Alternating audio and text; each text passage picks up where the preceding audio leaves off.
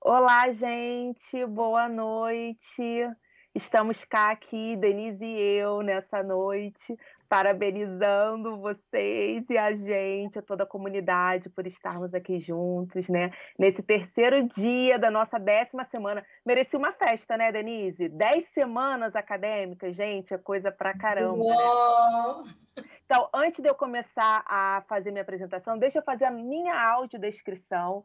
Eu sou Luciana, sou uma mulher parda, de 41 anos, tenho cabelo negro, negro, né? Já tenho uns cabelos brancos aqui apontando um pouco abaixo do ombro. Hoje estou sem óculos, né? Porque estou aqui próximo de vocês, então eu não preciso utilizar o óculos para longe. E o meu fundo é um fundo branco que tem uma logo da Unileia bem clarinha.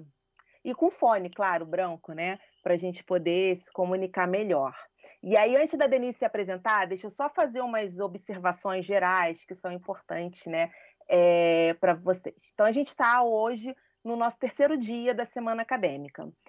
Tudo que a gente vai conversar, vocês vão ver que está muito entrelaçado com as outras atividades que já aconteceram e com as atividades que vão acontecer na quinta e na sexta. No final, eu leio o resto da programação para vocês. Mas o que é importante, né? No meio da apresentação, né, da nossa conversa, a gente sempre posta o link com a lista de presença. Como que funciona? Você vai clicar nesse link, vai abrir uma página e você vai colocar o seu nome, o seu e-mail, né, para poder receber o certificado. Então, atente que o seu nome tem que estar correto, porque senão o certificado vai ser preenchido com o nome errado que você pode ter escrito sem querer ali naquele momento. E o seu e-mail também precisa estar correto. Se tiver um cedilha, uma letra maiúscula, isso vai impossibilitar que o certificado chegue no destino correto.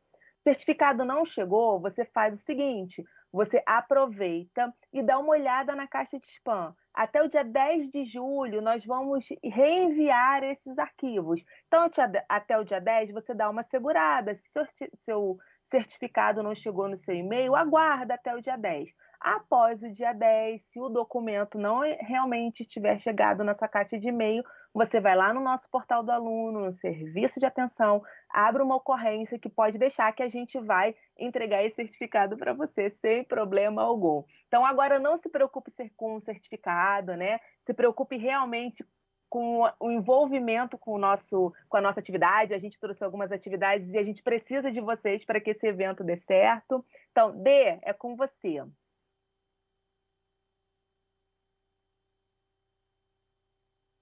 Estava falando com o microfone fechado. Oi, gente, boa noite. Eu sou a professora Denise. É um prazer estar com vocês aqui em mais uma semana acadêmica, né? Uma semana de educação da Faculdade Unileia, junto com a Luciana, que eu sempre faço questão de frisar para os meus alunos, que foi minha professora na graduação, no curso de pedagogia. É um orgulho dizer isso, né? Que ela foi minha professora e hoje nós trabalhamos juntas, palestramos juntas, dialogamos juntas sobre as propostas, sobre as metodologias de ensino com vocês. E eu estou falando de 15 anos atrás, tá, gente? Então, eu tenho um orgulho enorme de estar aqui com a Lu sempre, em cada semana acadêmica, a gente Mas, sempre... Denise, a intenção é que o estudante, o aprendiz, sempre supere o mestre, né? Já teve essa superação e a gente convoca vocês para essa jornada, para essa corrente do bem, né? A superação é a fala dela, tá, gente? Mas para mim é um super orgulho estar aqui com a Lu sempre. E é muito importante a gente ter esse olhar para as nossas práticas cotidianas, né? Para as práticas que vocês nos trazem, né, Lu? Nas nossas disciplinas, no cotidiano da faculdade, porque a gente também olha para elas e apresenta elas para vocês. Então, enfim, queria agradecer a vocês pela presença, queria agradecer a Lu por a gente estar junto agora e começar a nossa apresentação. A gente vai dialogar sobre uma educação midiática, né, para a construção da paz e pensar juntos sobre o papel da escola para o enfrentamento das fake news. Odê, enquanto a gente vai apresentando, vamos fazer um pedido para eles? Porque assim, gente, nós somos curiosas, não sei vocês. Muito! Apesar que eu acho que o professor é um ser curioso de natureza, né, não? Escrevam para a gente de onde vocês estão falando, qual é o curso de vocês, porque a gente está aqui conversando, mas estamos aqui de olho, né, no chat, para a gente conhecer um pouco e para vocês verem a riqueza que é esse espaço, porque a gente tem aluno, professor de todo quanto é local do país. A Denise e eu falamos do Rio de Janeiro, né, Denise? Estamos assim um pouquinho distante, mas falamos do Rio de Janeiro. E a professora Denise foi mal educada, não disse de onde estava falando, não fez a autoapresentação. Perdão aos alunos, né, para os quais eu não fiz uma autoapresentação. Então, assim, sou a professora Denise, sou professora das licenciaturas de Pedagogia, Letras e História, né, de algumas disciplinas dos cursos. Sou uma mulher negra, estou com os cabelos trançados, trança na goa aqui já, bonitinhos para um casamento que eu tenho no próximo final de semana. Estou usando brincos afros bem grandes, um óculos escuro preto. Atrás de mim tem uma parede branca e, enfim, um móvel com um jumentinho bem bonitinho e um cacto, que é a nova decoração da minha casa. Assim, é uma pessoa bem discreta e com a decoração bem simbólica, considerando essas raízes, né, Denise? Nordestinas, inclusive. Aliás, eu acho que a última semana de educação que a gente fez, Lu, eu acho que eu estava na casa da minha irmã. Estava na casa da sua irmã, isso aí. Exatamente, em João Pessoa, lá na Paraíba, que essa época a gente está fervendo, né? Maior São João do mundo. Então, feita a minha audiodescrição, vou passar para a Lu, então, para a gente começar. Então, vamos lá. A nossa apresentação. E a ideia, gente, é que, né, a gente interaja, tá? Então, ao todo tempo, a ideia é que a gente traga algumas proposições e vá dialogando. A gente não está com interação direta com vocês, com o microfone e tal, mas através do chat aí no YouTube, vão interagir com a gente. Escrevam sem moderação, opinem sem moderação, porque a intenção é essa, vai fazer sentido a partir do momento que vocês realmente se colocarem, porque a gente vai parar, vai ficar aquele silêncio ensurdecedor. Então, a gente precisa que vocês interajam e coloquem as percepções de vocês para que a gente realmente possa fazer a promoção de um diálogo. Então, quando a gente pensou nesse tema, a gente já conversou, né, nas outras palestras, que toda semana acadêmica a gente tem um tema norteador. Né? Esse tema, normalmente, é um tema que é muito caro naquele momento na sociedade brasileira em especial. Então, nesse momento que a gente está falando sobre a cultura de paz, sobre a promoção de ações que nos levem a essa construção da cultura de paz entre todos nós, a Denise e eu, né, nós participamos de um movimento a favor da educação e na tecnologia na educação, não é de noite. A nossa formação nos levou para essa caminhada. Então, a gente pensou em trazer esse tema, que é um tema que tem sido muito discutido, que é a importância da educação midiática para a construção de ambientes não violentos, a construção da paz e, principalmente, qual é o papel da escola dentro, né, para esse enfrentamento à fake news. Na sexta-feira, a gente vai conversar com o Luiz Carlos, que ele é responsável por uma ONG chamada Paziando, já vou dando spoiler. E aí, uma das coisas que os autores, os pesquisadores que promovem, né, essa discussão, essa pesquisa para a cultura da paz, primeira coisa que eles falam é para a gente tomar cuidado com o nosso repertório vocabular. Porque as palavras que a gente escolhe, elas têm muito significado, né? E muitas vezes a gente acaba escolhendo palavras que nos remetem à guerra, que remetem a movimentos bélicos. Então, assim, é o combate, que já sugere que tem algum movimento ali de guerra, de conflito muito grande. E aí, dentro desse contexto, a gente faz a primeira convocação a vocês, né? Que, na verdade, a gente está parafraseando esse autor, que é Johann Galtung. Vocês podem não tá ligando o nome à pessoa, mas ele é um dos grandes idealizadores dos movimentos educacionais inovadores que estão acontecendo na Noruega, na Finlândia, né? Então, ele traz para a gente o seguinte: os conflitos, eles não estão aí para ser evitados, porque os conflitos, eles fazem parte do nosso cotidiano, né?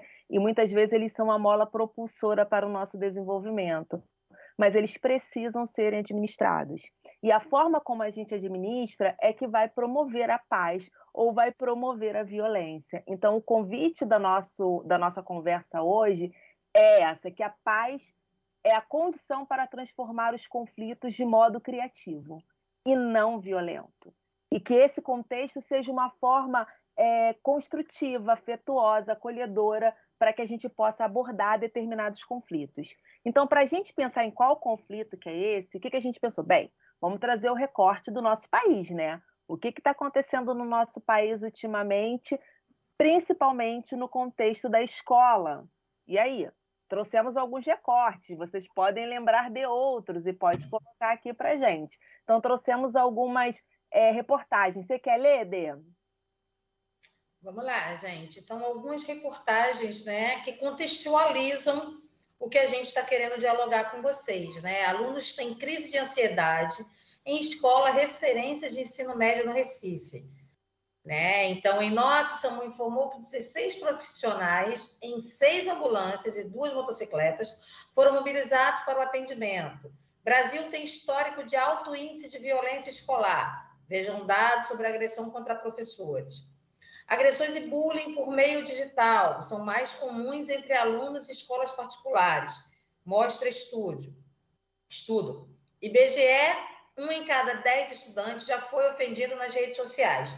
E aí a gente tem, enquanto consolidação desse cenário, né, as violências que ocorreram nas escolas muito recentemente, né? A gente teve um cenário um cenário real, concreto, de violência que aconteceu no ambiente escolar e, ao mesmo tempo, a gente teve, em seguida, um cenário de fake news atrelados a esse contexto, que assustou e mobilizou, né, Lu, todas as instituições de ensino, porque a gente teve, inclusive, escolas que fecharam no dia seguinte, em função de todo, né, o boom de fake news e de informações. Em diferentes regiões, né, Denise? Exatamente. Vocês podem até colocar aí como é que foi na região de vocês, como é que foi com vocês. Eu sei que comigo, eu acho que eu já comentei com alguns, né, que são os nossos alunos, eu tenho uma menina de 11 anos,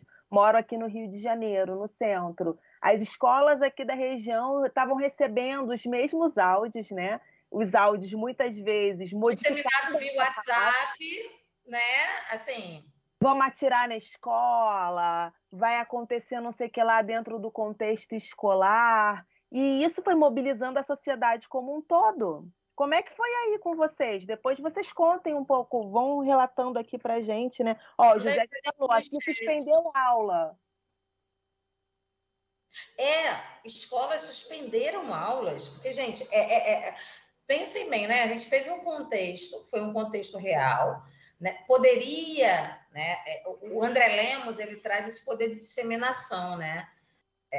De ampliação de vozes, que nem sempre, né? É um poder que vai ser levado para o lado bom. Então, assim, a partir do momento em que houve esses cenários, trouxeram outros cenários para a rede de intimidação, né? De vamos matar, vamos levar armas, vamos fazer, vamos acontecer, que levaram escolas, inclusive, a fecharem, seja escolas a fecharem as portas, né? A cancelarem aulas, sejam escolas que levaram, né? A mandar informes, né? De pelo menos se colocarem ainda assim com cuidado. Que, na verdade, assim, gente, completamente, uma coisa aconteceu ali a quilômetros de distância, em contextos completamente diferentes, né? Mas que as fake news e as coisas que surgiram criaram um contexto, gente. Um clima muito ruim dentro da escola, né, Denise? A gente lia reportagens assim, foi encontrada uma criança com uma faca, um jovem, né? Com uma faca dentro da mochila. Aí o jovem falava, não, foi para me defender, né? Porque eu estava com medo do que ia acontecer dentro do ambiente. Aí deixa eu ler uns comentários que tem aqui, Dê. Valdeci, né? Na minha região, fecharam 2 escolas e outras solicitaram patrulhamento social. Marcelo, aqui em Salvador não foi diferente. Minha filha de 11 anos ficou com medo sem querer ir para a escola, a minha também. Vanderlei, aqui na minha região, mobilizou toda a segurança e escolas suspenderam aulas. Foi tenso, foi mesmo, Vanderleia. Elizabeth, em um colégio particular, no bairro onde mora, aqui no Rio de Janeiro, teve uma inspeção policial. Tivemos muitas, né, Elizabeth? Vitor, aqui a Polícia Militar ficou nas escolas. Gisele, aqui no interior de São Paulo, tivemos dias de aulas suspensos e em seguida foram colocados policiais em todas as escolas por meses. Gisele, tem um filho de 11 anos que, devido aos últimos acontecimentos, ai meu Deus, chorou para não ir à escola com medo do massacre. Ele falava e chorava dizendo que não queria morrer. Valdeci, na minha creche se colocaram câmera no portão, restringiram o acesso de pessoas desconhecidas. Realmente, foi um momento, né, uma situação muito tensa, que nos fez rever, inclusive, as nossas relações com a comunidade, né? Porque a gente foi readaptando, as escolas foram readaptando o contato dessas crianças, né? A organização dessa infraestrutura. E aí a gente pensou em trazer um grupo de estudo da Unicamp. Depois a gente vai compartilhar essa apresentação com vocês, porque tem muito material que vocês podem ter acesso. A gente não vai dar conta de trazer todas as informações, os dados específicos. A gente fez uma curadoria desse material, né? Foi pensando algumas questões que a gente julgou, a partir do que a gente estava escutando vocês trocando também no chat, né? Lendo, importante. Nós trouxemos a professora Thelma Pilege, que ela é uma grande mediadora de um grupo da Unicamp, e ela já desenvolve pesquisa há anos dentro desse contexto, né? Escola democrática, sobre violência dentro do espaço escolar, né? E atualmente ela é coordenadora do grupo de estudos Ética, Diversidade e Democracia na Escola Pública. E aí vem a pergunta, Denise, que não quer calar. O que são fake news e suas consequências? Será que a gente já conseguiu, depois de tanto movimento, elaborar quais são, o que é uma fake news e qual é a consequência dela? Vocês já vivenciaram alguma fake news ou alguma consequência? Ou conhece alguém que foi afetado por alguma desinformação, por alguma fake news? Escreve aí para a gente que a gente está acompanhando. Quanto isso, Dê, como que a gente poderia entender o que é uma fake news? À luz da ciência, à luz das teorias, né? Então, gente, né, pegando o exemplo, né, que a gente trouxe aí, que é um exemplo que foi real, né, Lu? Quando você estava falando, eu lembrei, a gente tem um grupo de professores da própria faculdade, né? Não integra todos os professores, é um grupo assim muito mais, né? Em que a gente discutiu, né, Lu, como que a gente ficou apreensivo, e aí nós falávamos entre nós quando começou a surgir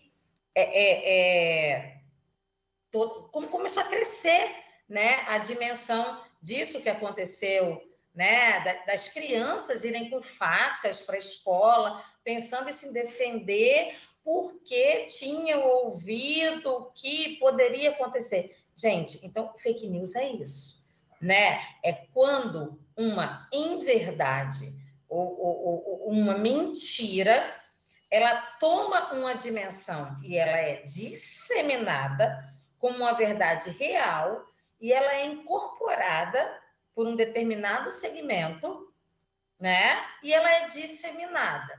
Há uma diferença entre fake news e pós-verdade. E aí é exatamente nesse ponto que a gente precisa tocar. Porque a questão da pós-verdade é que a pós-verdade é algo que já está entranhado no nosso cotidiano. E a gente acaba dialogando com aquilo. Aquela mentira dialoga com conceitos que já estão incorporados por nós e a gente entende aquilo como uma verdade real e definitiva e a gente nem procura saber. Gente, a gente vai entrar nisso daqui a pouco, né, Lu? Mas é isso. É tipo assim, eu acredito em determinado conceito. E aí eu recebo uma fake news. Que reforça aquilo que eu acredito. Que reforça o que eu acredito. Eu não leio, eu não busco verificar se essa informação é real, se ela é verdadeira. Eu nem busco ver se isso é um Wikipedia da vida. E, Denise, é muito sedutor, gente, porque é algo que a gente já acredita. Dialoga com os conceitos que são reais para mim. Essa é a diferença, gente, entre fake news e pós-verdade. A pós-verdade, ela dialoga. Por mais, eu não estou dizendo, vamos lá, gente, peraí, tá? Eu não estou dizendo que a partir do momento em que você dialoga com determinada notícia que é errada, que é mentira, parará, que você está errado. Mas não, gente, é que muitas vezes uma coisa chega, né? Dialogando com aquilo que para a gente é algo cotidiano e tal, e a gente vai. E aí vai incorporando, e quando a gente vê, a gente está imerso num mundo de mentiras do qual a gente não pode sair. Vou trazer um exemplo muito claro. E aí, Lu, eu lembrei agora... O Marcelo trouxe um exemplo. Quer ver enquanto você bebe água? Ele falou assim, na época da pandemia, né? As informações da vacina com chip, da vacina que não funcionava, da vacina que ia proporcionar alterações no nosso corpo, e por aí vai. É um exemplo real do nosso cotidiano, né? Que a gente estava vivenciando ali um momento no qual a desinformação ela foi crucial, inclusive a gente ampliou o número de mortes. Pessoas que não... Abre parênteses, saiu hoje os dados do IBGE e está todo mundo assustado com a diminuição do total, do quantitativo de habitantes no país. Então, possivelmente, a gente teve um número de mortes maior do que foi divulgado. Que morreram. Gente, vocês têm dimensão? As pessoas morreram em função da desinformação que foi disseminada ao longo da pandemia. Ou seja, que vacinas faziam as pessoas, né, adquirirem AIDS, eu nem sei se a palavra é adquirir, mas enfim, né?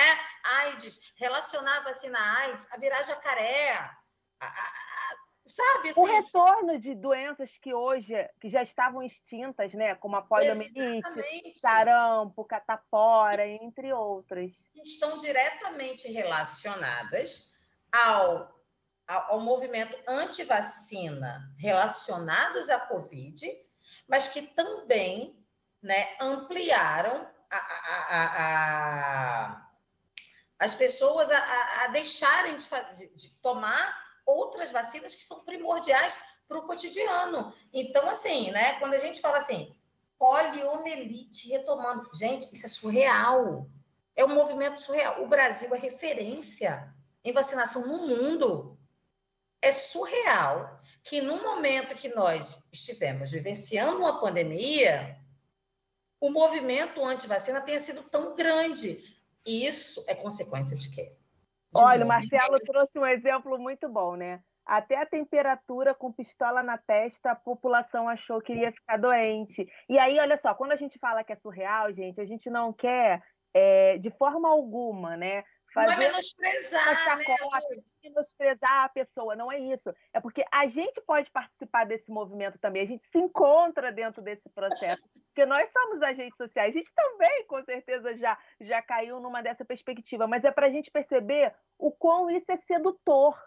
E como a gente, como educadores, eu sei que tem muitos aqui que não são educadores formais, vamos dizer assim, mas todos nós temos a nossa parcela, né, de contribuição nas práticas educativas com o outro, seja em processo formal ou informal, é como que esses boatos, né, como esse processo de desinformação desestrutura as comunidades que a gente está inserida e como isso promove a violência. E aí, voltando lá na Thelma, guarda as informações que a Denise trouxe para a gente, né, estruturou para a gente, que a gente vai voltar a elas, né? Mas é importante a gente saber que existe essa comunidade da professora Thelma, que é composta por outros professores. A gente está trazendo a professora Thelma porque ela é a coordenadora do grupo, né, de estudo. Eles fizeram um relatório, porque eles já estudavam esses movimentos de violência há anos, que a gente viu lá nas reportagens lá da frente.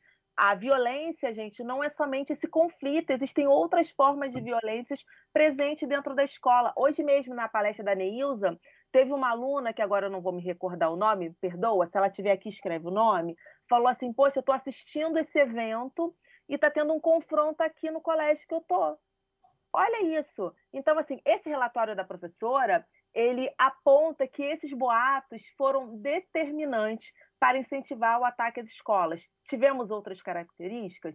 Tivemos outras características, mas esse grupo que já estuda há 20 anos, então você imagina, busca estratégias para sistematizar, organizar, para devolver isso em consciência para a comunidade, para a gente aprender a se posicionar. Falou, olha, isso já existe há algum tempo. E aí a gente colocou aí embaixo para vocês 2 vídeos da professora Thelma apresentando esses dados e esse relatório. Um vídeo que ela fala sobre justiça restaurativa e cultura de paz, e outro vídeo que é um documentário, produto deste relatório, chamado Escola Refém. Então, depois vocês podem acessar e vão ver que o material é muito legal você conhecer esse processo também de pesquisa, né, ao longo dessas 2 últimas décadas. E aí, Denise, o que a professora Thelma apresentou para a gente? E a gente trouxe nesse formato de imagem, vê se fica claro para a gente poder discutir. O que as pessoas veem sobre os atentados às escolas? Né? Tá lá imagina, né, o iceberg, né? Tem um pedação lá embaixo, que muitas vezes não está, né, visível ao nosso olho, né, assim, nu, a gente não consegue enxergar. O bullying e a negligência parental, porque a gente escutou muito assim, vou falar eu agora no local de mãe, né?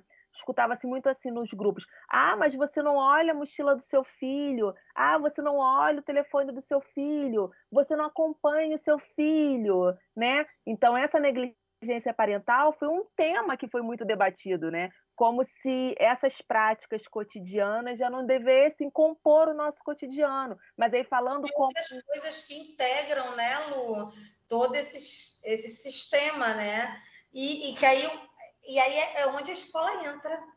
É onde, né? E, Denise, uma coisa que a gente tem falado sempre, eu pelo menos reforço muito isso, a gente, enquanto educadora, a gente tem o papel, nós somos os especialistas em educação. Então, a gente convoca essas famílias e orienta na perspectiva da pedagogia, claro, né, das práticas pedagógicas e do projeto pedagógico da escola, quais são as considerações que a gente deve fazer com essa família também. Porque essa família, muitas vezes, gente, vive tão imerso num cotidiano rápido como a gente. Então, a gente que é especialista em educação precisa, né, fazer ponte com essa família, se aproximar dessa família e apoiá-la também nessas práticas que precisam ser trazidas de casa, né? Eu não gosto de discurso que falam assim para a gente, né? A escola só ensina. A família... Não, acho que tudo é tão tênue, interligado, né, Dê, que não tem como separar, não é? Não, eu acho que um ponto crucial que a gente deve olhar enquanto educadores é o contexto, que vai variar totalmente. Gente, nós aqui, eu e a Luciana, estamos conversando com vocês, eu não tenho a dimensão de quantos alunos estão aí agora visualizando, mas a gente vai ter alunos que vão estar visualizando posteriormente esse nosso encontro, né? E a gente tá dialogando com alunos de vários espaços do país, né? De vários estados do país, de contextos completamente diversos. E aí, os olhares que a gente vai ter, gente, para essas questões, eles vão variar de acordo com esses contextos. Então, nós, enquanto educadores, precisamos ter esse olhar, porque, no geral, né? E aí, trazendo muito para... Aí, Lu, só pedindo licença para trazer o contexto da escola, enquanto aquele espaço em que a gente precisa dialogar com as disciplinas didáticas e pedagógicas cotidianas, né? Que muitas vezes, gente, a gente recebe um conteúdo engessado, né? Engessado. Ó, geografia tem que falar sobre isso, história tem que falar sobre isso, matemática tem que falar sobre isso, né? Como a gente pode olhar com críticas, obviamente, né? Mas para a BNCC, para os PCNs, para os conteúdos curriculares cotidianos obrigatórios, né? Que a gente precisa abordar no nosso cotidiano, mas com os quais a gente pode integrar temas como, por exemplo, educação midiática, fake news, né? Dialogando com as disciplinas pedagógicas. Eu sempre procuro trazer Paulo Freire, que eu sempre trago uma frase do Freire, que abre a minha dissertação de mestrado, que fala assim: por que não dialogar, né, os conteúdos curriculares obrigatórios das disciplinas com as questões que os alunos têm enquanto indivíduos e atrelá-las ao seu cotidiano? A frase não é exatamente essa, enfim. Mas é muito similar ao que a gente vai apresentar no final, né, não? O raciocínio é esse. Então, quando a gente olha para essas questões, a gente precisa olhar para essas questões atreladas ao cotidiano. Por quê? Porque a gente está lidando com alunos de vários estados e contextos variados, seja de bullying, né, Lu? Seja de disseminação de fake news, de tudo. Então, o contexto precisa ser um fator que precisa ser olhado e considerado em todas as ações educativas relacionadas ao que a gente está trazendo aqui, porque isso vai variar, gente. Você que está no Amazonas, você que está no Rio de Janeiro, você que está em Porto Alegre, você que está em Brasília. E aí, dependendo do estado, da localização do estado, também são outros contextos. Então, considerar o contexto. E aí, a historicidade do sujeito com o qual você está lidando. Que, mais uma vez, tem a ver com o que a Neilza apresentou para a gente à tarde. Então, assim, sinteticamente, quais foram os aprendizados que esse relatório trouxe para a gente, que é tudo isso que a Denise já colocou para a gente. Mas eu vou ler rapidinho. As mídias de entretenimento, né, naturalizam a representação da violência. Vamos dar um exemplo? O tal do BBB da discórdia, né? Como que isso afeta o cotidiano, influencia, né, para as nossas crianças. Imagina, estava conversando com a minha filha um dia desse, ela comentando que os amigos estão brincando, num BBB da discórdia não tem como sair uma coisa boa, né? Então a gente precisa estar atento a isso. As mídias e o uso das redes podem potencializar rapidamente conflito, como a Denise comentou conosco, impulsionando ações violentas. O meio tecnológico pode facilitar essa promoção da polarização. Isso a gente viu muito bem, né? E continua vendo. Do bullying, assédio diverso e extremismo. O caminho é o diálogo, né, para a redução dessas ações violentas. As escolas necessitam se constituir como espaço de escuta. Olha aí, Denise, mais uma vez, valorização dos afetos para incentivar o pertencimento e a cultura. E aí, com muito cuidado, né, e a gente espera que vocês não generalizem, né, um dos aprendizados que esse grupo trouxe foi identificar quem é esse perfil do agressor, falando especificamente dos ataques nas escolas ao longo desses últimos anos, né? Qual é o perfil? Normalmente são jovens, do sexo masculino, branco, gosto por violências e armas, buscam notoriedade, estão isolados socialmente, possuem valores opressores, indícios de transtornos mentais não tratados. Mais uma vez, não é para generalizar, mas são sinais de alertas, um farolzinho que consolida, né, e ratifica a importância da gente trazer alguns temas para debate, e alguns temas que são tão caros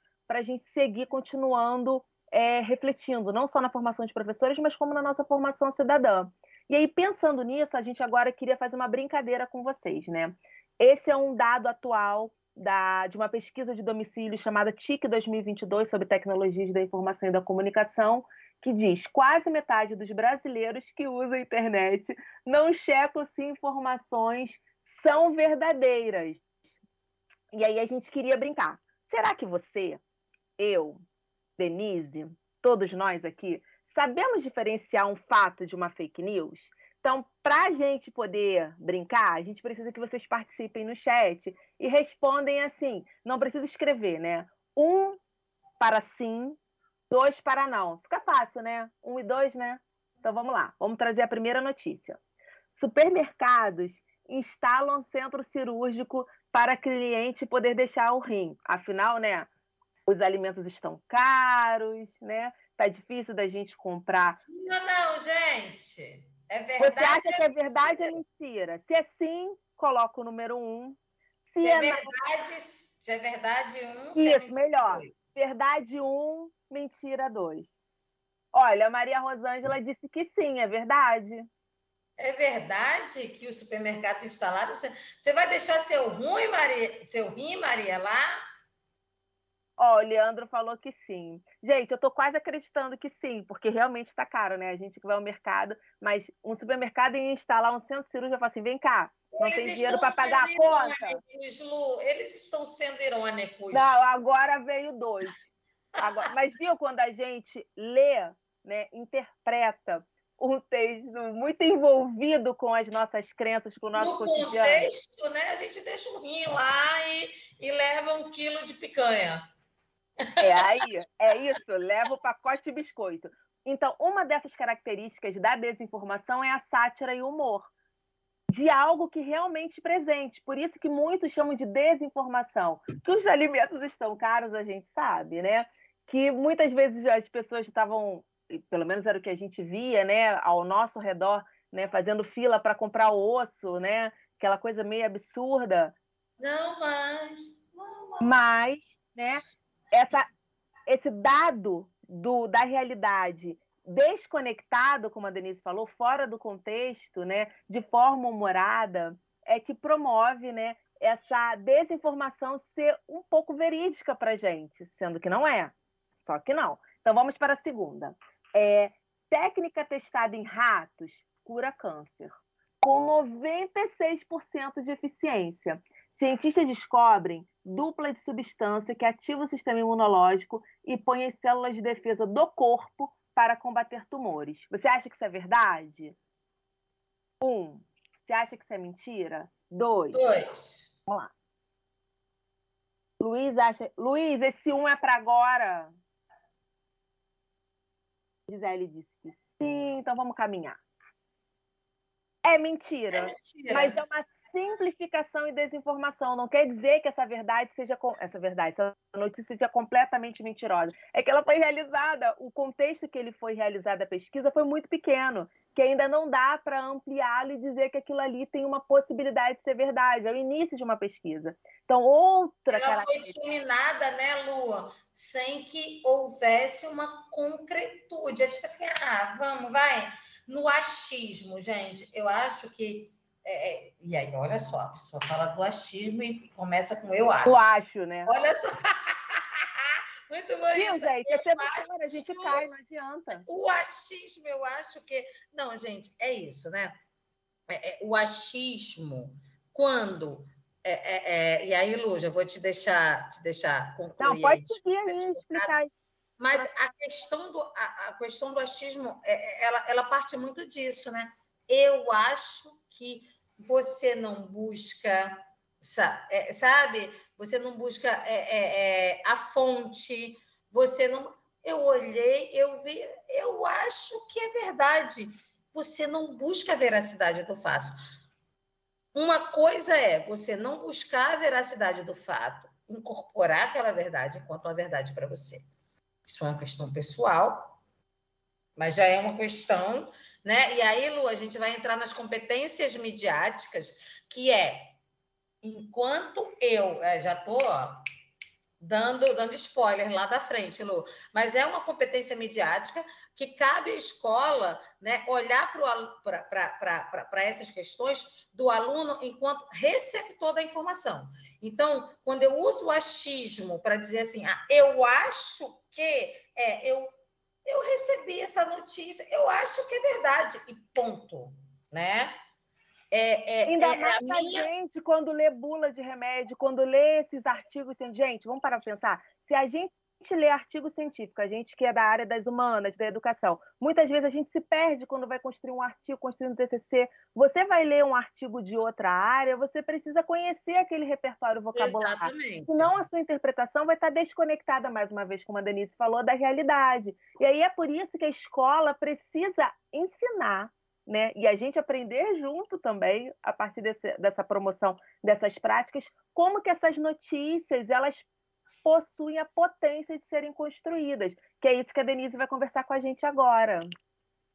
São 7 características, mas podem ser mais, né, Denise? A gente tentou trazer de uma forma sintética, né? Não, Lu, você pode trazer as 7 características. Antes de você trazer elas, eu só queria chamar a atenção Lu, eu acho que eu estou dando spoiler, eu acho que está no slide Não. lá na frente, mas vamos lá. Quando a gente tem esse olhar para as competências midiáticas que podem ser desenvolvidas ou mobilizadas dentro do ambiente escolar, para um olhar crítico para essas questões dentro do ambiente escolar, né? Então, quando eu recebo uma determinada informação e que eu não, né, eu não tenho a competência de recepção dessa mensagem, então eu recebo e eu, ok, Agora, isso. gente, imagina para um país que a nossa população, e a gente precisa mais uma vez se inserir, nós temos deficiências na leitura e na interpretação de texto. E aí isso se amplia. Então, quando a gente traz essas características, é para a gente, enquanto educador, parar e promover até nas nossas aulas a construção. Tem um joguinho que a gente vai apresentar aqui na frente que promove isso, né? Esse exercício dessas construções que são por meio da sátira ou da paródia, que foi aquilo que a gente apresentou lá na primeira reportagem, falsas conexões, conteúdo enganoso, um contexto falso, o que eles chamam de conteúdo impostor, é quando são utilizados recortes fora de contexto de grandes instituições que são validadas pelo mundo da ciência e pelas comunidades. Um conteúdo que você vê que ele é altamente manipulado, você pega aqueles recortes para aderir à sua necessidade e à finalidade. E o famoso conteúdo fabricado, né? As deepfakes e por aí vai. Quem nunca, né, caiu naquele vídeo do Obama, que estava o Obama lá falando um monte de atrocidade, todo mundo achando que era Obama e não era Obama, por conta das múltiplas possibilidades que já existem, né, de manipulação, inclusive, das imagens. E aí vem a nossa pergunta, que a Denise vai responder, quer dizer, vai convocar vocês, né? E o papel da escola, né? Essa educação midiática é para quê? Para quem? Como? Enquanto vocês vão escrevendo, eu vou ler o que o Marcelo colocou aqui para a gente, Dê. Ainda sobre aquela nossa fala anterior, né? A moda agora, primeira Pamela, a moda agora, para não dizer que é uma fake, é dizer que é uma metáfora. Tá até errado, né, Pamela? Porque metáfora é outra coisa, mas tudo bem. E o Marcelo, é pegar resultado de exame e buscar na internet sem mostrar ao médico. Isso aí. D, só tô preocupada que a gente só tem mais 15 minutinhos. Vou correr. Quem que falou do resultado de exame? Pega o resultado do exame e busca na internet sem mostrar ao médico. Quem nunca fez isso? Quem falou isso? Marcelo Gomes. Marcelo, eu lembro que eu fiz uma atividade com os meus alunos, né? Que eu peguei com os meus alunos do campo do mestrado, que eu peguei uma figurinha que é um menino que ele tá com a cara assim, desesperado, que é tipo assim, peguei o resultado do meu exame, joguei no Google e descobri que eu vou morrer. Né? E tem uma coisa assim, tipo assim, e aí depois tem assim, ele, não é nada, era só uma infecção urinária, sabe? Assim. Mas, enfim, gente, voltando, né, pro que a professora... Ô, Lu, você pode voltar só um slide, por favor? Esse? Não, o anterior. Esse? Não, pode ser esse aqui, né? Quando a gente fala da simplificação, né, versus desinformação, que é isso, né, gente? É quando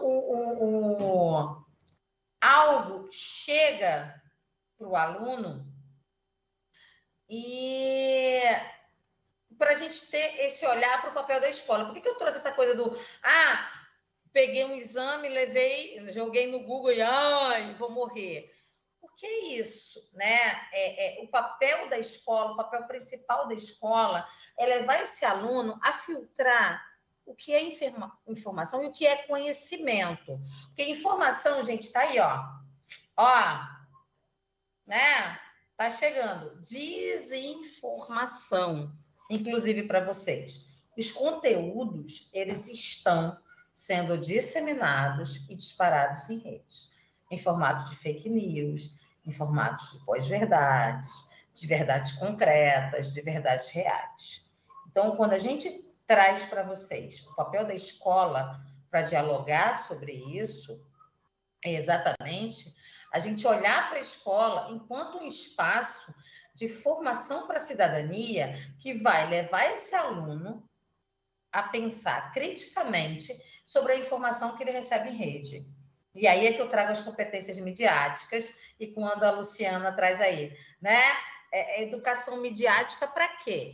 Educação midiática exatamente para que esse aluno, diante do contexto que a gente já trouxe ao longo da nossa explanação, né, da nossa fala aqui, diante de todo o contexto de desinformação, de fake news, como é que a gente pode ajudar esse aluno a filtrar o que é informação, o que é conhecimento e como é que a gente pode agregar isso e fazer com que essa informação vire conhecimento e que esse conhecimento vire ações reais e significativas dentro do cotidiano no qual esse aluno recebe essa informação. Porque isso é muito importante, gente. Eu vou bater de novo na tecla do cotidiano. A informação que eu e a Luciana recebemos no cotidiano do Rio de Janeiro, 2023, no dia 28/6, às 19h48, é completamente diferente dos nossos alunos que estão no Amazonas, em Brasília, estão recebendo. São informações que são a mesma informação, mas que estarão inseridas e terão consequências em cotidianos completamente diferentes. A Clélia trouxe uma observação para a gente, olha só. Orientar sobre como usar a internet, responsabilidade sobre informação verdadeira nas redes no geral. E a Adriana Assunção trouxe o seguinte: me lembrei das fotos utilizadas em perfis falsos das redes sociais. Boa, Adria! Nossa professora aqui da Faculdade Unileia! Tamo junto, Adria! E aí, Dê, como faltam 12 minutos, a gente precisa agora dar uma acelerada. Vamos correr. E vamos correr sentada, né? Mas vamos correr. Depois Pois a gente não, pode 12, continuar. 12. Isso, então. E aí a gente precisa pensar quais são as estratégias para a gente reconhecer esses conteúdos que desinformam. Claro que isso vai trazer para a gente, requerer da gente habilidades mais complexas, mas uma dessas habilidades que hoje é reconhecida é o que eles chamam de leitura lateral. Esse professor, que é o Joel Braxton, ele fala assim, para você entender um site, uma informação, né? Ainda mais um site, porque a gente acha que é isso, né? Pô, mas está no site, o site está bem feito, porque antigamente a gente olhava o site, via o site torto, via que tinha não tinha um ponto .org, a gente já via que era uma informação estranha. Hoje em dia a informação vem muito bem organizada, tá aí o ChatGPT e as outras inteligências artificiais para reforçar Aliás, precisamos dialogar sobre ChatGPT. Verdade. Gente, Lu, vamos abrir aí alguns momentos de diálogo com nossos alunos de pedagogia sobre o ChatGPT. E aí, pensar criticamente sobre ele, né? Eles falam que a leitura lateral é essa: você sai do site para você verificar se aquela informação realmente é real e se o que está posto lá realmente está próximo a um contexto de testagem, um contexto científico, de comunidades validadas. Então, a primeira estratégia é essa: saia dele. Procure outras informações, trace informações. Aí você vai falar assim, poxa, Luciana, mas eu não tenho tempo para fazer isso. Então, busque comunidades que validam essa informação, porque realmente eu, como pedagoga, não tenho condições de fazer avaliação se vacina é boa, se vacina é ruim. Eu não tenho essa condição. Então, mais uma vez, e a outra metodologia que nos ensinam é essa metodologia que eles chamam de SWIFT, né? Que são 4 movimentos para você checar essa confiabilidade da informação. Pausa, olha para a mensagem, investiga aquela fonte, busque informações melhores daquela fonte, né? Conheça, como a Denise falou, o contexto. Qual é a história completa disso? E aí a gente tem um movimento aqui no Brasil muito interessante chamado Educamídia, que eles têm vários materiais produzidos assim de forma gratuita, muito legal para a gente poder disseminar, que ele fala, pratique o VAR. Verifique antes de repassar, sem moderação. Então, assim, tá na dúvida, pratique o VAR. Ainda mais se isso, gente, provoca pensamentos misóginos, xenofóbicos, machistas, homofóbicos, né? Ainda mais vendo o grau de violência que a gente tem vivenciado. E aí, Corri, né? Como a escola pode mediar esses conflitos e prevenir expressões de violência, especialmente nos meios digitais? Então, claro, que um dos caminhos é uma educação midiática para a construção da paz, né? Então, quais seriam esses caminhos? Aí a gente traz a mãozinha, né, do 5. Um consumo qualificado e responsável dessas informações, responsabilização frente ao bem-estar coletivo, ampliação desses letramentos, participação ética inclusiva e fortalecedora das redes, construção de espaços permanentes de diálogo, não é para a gente demonizar, nem excluir a criança, por exemplo, do TikTok, mas a gente aprender como utilizá-lo, né? E aprender a como formar essa criança, esse jovem, esse adulto, para que ele possa se posicionar de forma crítica diante dessas informações. Não adianta a gente negar esses espaços, né? E aí a gente traz boas práticas, né? Que são práticas já consolidadas pela comunidade educacional. Pode falar. Eu sei que a gente precisa correr para apresentar, mas só para não. Você pode voltar no slide anterior rapidinho? Só para a gente, assim. Não, o anterior. Só para a gente. Não é do anterior. Esse. Né? Só para a gente pensar que, gente, óbvio, né? A gente trabalha. Então, gente, eu sou a pior pessoa para falar sobre isso, porque eu sou professora de educação e tecnologia, projetos e práticas educacionais utilizando novas tecnologias, né, Lu? Nas práticas educativas em pedagogia. Então, eu sou a pior pessoa para criticar isso. Mas o olhar crítico sobre a utilização das tecnologias, né, no cotidiano é necessário. A gente tem aí, né, quando a Lu falou, não demonizar, mas a gente também precisa ter um olhar crítico. E esse olhar crítico, ele perpassa, na realidade, a nossa responsabilidade. E a nossa responsabilidade, e aí eu vou trazer um pouquinho das competências midiáticas, que não vai dar para a gente trazer agora, Lu, a gente precisa trazer em outro momento. Porque faltam 6 minutinhos. Um diálogo sobre o papel da escola para construir, ampliar, disseminar, mobilizar competências relacionadas ao uso crítico das tecnologias em sala de aula.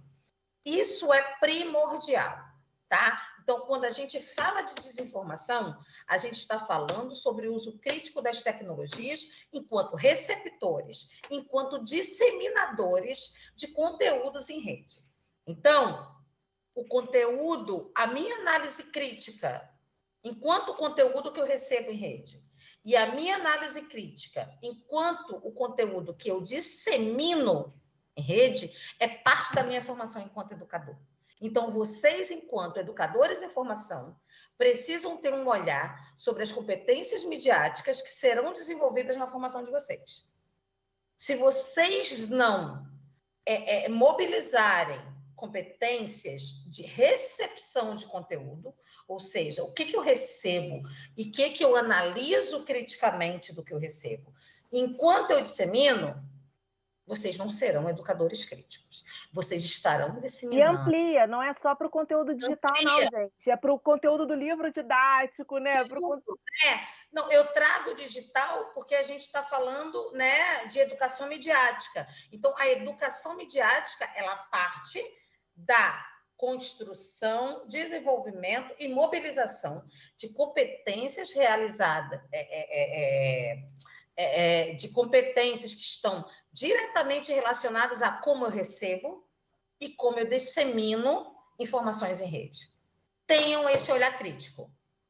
Porque esse olhar crítico para o que vocês recebem e o que vocês disseminam em rede vai fazer a diferença na atuação docente de vocês. E ocupem esses espaços com bons conteúdos, produzindo bons conteúdos de qualidade. Não é à toa que a instituição convoca vocês, né, para quem é estudante, na produção de materiais educacionais digitais. Não é para deixar vocês de cabelo em pé, não, pelo contrário. É para que a gente se aproprie desse espaço, porque a partir do momento que a gente se apropria, gente, dificilmente a gente não vai desenvolver habilidades mais complexas e um pensamento mais crítico diante desse. A gente, quando tem Colocar em receio, prática na nossa atuação docente e na Isso aí. formação dos nossos alunos. Gente, a gente tem uma preocupação de que nós somos formadores de formadores. Eu tenho um orgulho imenso, e aí eu vou falar isso, faltam 3 minutos para terminar a nossa porque eu sessão. preciso só finalizar aqui. Eu tenho um orgulho imenso de dizer que eu fui formada por alguém que me formou. Ah, te amo, Luciana! Que me formou criticamente para ter esse olhar para o uso das tecnologias na educação. Nós fomos formadas na mesma laboratório, linha, no mesmo mestrado. laboratório de pesquisa de mestrado, mas antes de eu adentrar no mesmo laboratório que usa as tecnologias para a educação, né, Lu? Laboratório de Tecnologias Cognitivas, lá da UFRJ, a Lu muito antes do que eu, mas assim, por acaso, gente, muito por acaso. Nós fomos formadas no mesmo... Não foi por acaso, né, Lu? Nada no fundo é por acaso. Se incentivou, né? Mas, enfim, esse olhar para que as tecnologias, elas são mediadoras da construção do aprendizado, da construção do conhecimento, são mediadoras do processo de ensino-aprendizagem que a gente deve utilizar, mas trazer para vocês. Por isso que essas boas práticas são inspiradoras, né? E dá para a gente passar rápido, que são dicas de boas práticas, né? Porque, na verdade... Isso, é um olhar crítico para essas tecnologias, que é uma coisa que eu e a Luciana, a gente vem dialogando no curso de pedagogia da Faculdade Unileia, né? Que não é só, usem a tecnologia. Não. Usem a tecnologia com olhar crítico para as tecnologias enquanto mediadoras da construção do conhecimento de forma crítica. A gente tem esse diálogo e a Lu vai levar para vocês alguns exemplos. Alguns exemplos que dá para a gente passar rapidinho. Olha, fake news, que é um jogo que pode ser utilizado como carta, como tabuleiro e também está disponível de forma digital. O desinformante, que tem vários conteúdos produzidos por universidades do mundo inteiro, Princeton, Stanford, MIT, essas que são, né, de grande gabarito, vamos dizer assim, traduzidos para a nossa língua. O Go Viral, que tem várias fases, ele vai te ajudando a passar por aqueles processos de identificação das 7 características da desinformação, da fake news, né? E ele vai qualificando, emoção, você é um falso especialista, você já está conspirando. O Fake Tô Fora, que é uma página maravilhosa da Educamídia, que tem vários planos de aula, inclusive, né, já prontos para a gente poder utilizar. A Cartilha Escola Segura, produzida pelo governo federal esse ano, com o apoio da Educamídia, com essas 3 abordagens. Se eu sou pai, se eu sou mãe, se eu sou educador, se eu sou aluno, com dicas, com roteiros para orientação, que é muito legal. E aí a gente gostaria que vocês conhecessem alguns espaços formativos para além desses, se for possível para vocês, né? Primeiro, esses 2 cursos que estão gratuitos no AvaMec, que é o Ambiente Virtual de Formação de Professores do MEC, né? Conflitos do dia a dia, como lidar de forma mais leve e desafios da comunicação nas relações do cotidiano família-escola, que normalmente são produzidos por grandes comunidades educacionais, e a própria Escola Conectada, da Fundação Telefônica, que também possui parceria com grandes instituições públicas, federais, particulares, com bons conteúdos como referência, né, que trabalham questões como cidadania digital, a presença da BNCC e por aí vai.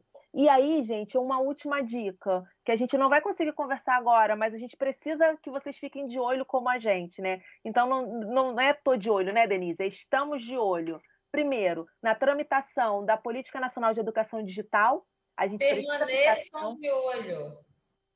E a gente precisa que os nossos interesses estejam contidos dentro desse projeto. E, segundo, ler sobre a lei das fake news, o projeto das fake news, né, chamado da lei da fake news. É muito importante que vocês conheçam o texto na íntegra. Não vamos ficar consumindo partezinhas separadas da internet, para que a gente possa entender por que a gente precisa regular essas mídias para um ambiente mais saudável. Então, são 2 convocatórias. E para terminar, Denise, quer ler esse maravilhoso? Eu quero ler. Ai, gente, eu amo ver. Eu A e gente Lu. estava brincando antes de dar para vocês que esse olhar é penetrante, né? Tá, um minuto. O estúdio, a gente vai estourar 1 minuto. Um É muito minutinho só. lindo, gente. Eu, Lu e Paulo Freire. Sabe por quê, gente? Eu me formei em 2011. Paulo Freire foi o patrono, né? E a Lu... Não, Paulo Freire foi o patrono e a Lu foi a paraninfa da minha turma de pedagogia. Se Então, eu buscarem na gente, vocês vão me ver com uma barriga Ai, gigantesca. gente! E a Lu Eu tava estava com uma grávida. barrigona enorme, quase parindo a Mariana na minha formatura. Então é muito lindo. Eu, Lu, Paulo Freire. Tipo, eu, aluna, a Lu, Paranifa, Paulo Freire, Patrocínio, né, patrono, Denise? 2011. É muito lindo. Mas antes, Lu, você pode voltar um slide, Posso, por claro. favor?